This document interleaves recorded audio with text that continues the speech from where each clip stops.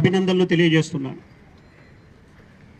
1947లో దేశానికి స్వాతంత్రం వచ్చిన తర్వాత ఈ భారతదేశానికి స్వాతంత్రం రావడానికి ఈ దేశానికి ఒక తారక మంత్రంగా పనిచేసిన వందే మాతర నినాదం ఏదైతుందో, ఇందాక మనం పూర్తి వందే మాతర గీతాన్ని పాడుకున్నాం. కోటి కోటి కంట కలగ నినాద కరళి అని చెప్పేసి భారత మాతని దుర్గా దశప్రహరణ దారినిగా మనం వర్ణించుకున్నాం. ఇది 1905లో బెంగాల్ని ఆ రోజున విడగొట్టాలని బ్రిటిష్ వాడు ప్రయత్నం చేసినప్పుడు ఈ వందే మాతర తారక మంత్రము దేశం మొత్తాన్ని కూడా కదిలించి కులానికి, మతానికి, ప్రాంతానికి అతీతంగా దేశ స్వాతంత్రోద్యమంలో ఆ రోజున పాల్గొన్నారు. దాని కారణంగా 1911లో దేశం ముక్కలు చేసేదాన్ని వెనక్కి తీసుకుంది బ్రిటిష్ ప్రభుత్వం.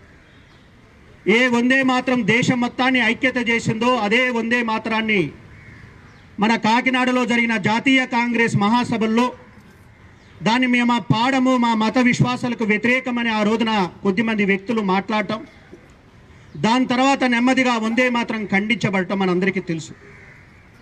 స్వాతంత్రం వచ్చి 80 సంవత్సరాల తర్వాత 1905లో వందే మాతర నినాదం ఈ దేశాన్ని కలిపిందో, ఈ రోజున 140 కోట్ల మంది ప్రజలని కులము, మతము, ప్రాంతము, భాష భేదాలకు అతీతంగా మరొక్కసారి దేశాన్ని చైతన్యవంతం చేయాలని ఈ దేశ ప్రధానమంత్రి నరేంద్ర మోడీ గారి యొక్క ఆకాంక్ష ఏదైతుందో అది ఈసారి పార్లమెంటులో పూర్తి వందే మాతర గేయాన్ని చట్ట రూపంలో తీసుకొచ్చి ఇక నుంచి మన కార్యకలాపాల్లో పూర్తి వందే మాతర గీతాన్ని పాడి ఈ దేశం యొక్క వారసత్వాన్ని గుర్తు చేసే పనిని చేసినందుకు ముందుగా ఈ దేశ ప్రధానమంత్రి గారికి ధన్యవాదాలు తెలియజేస్తున్నాం.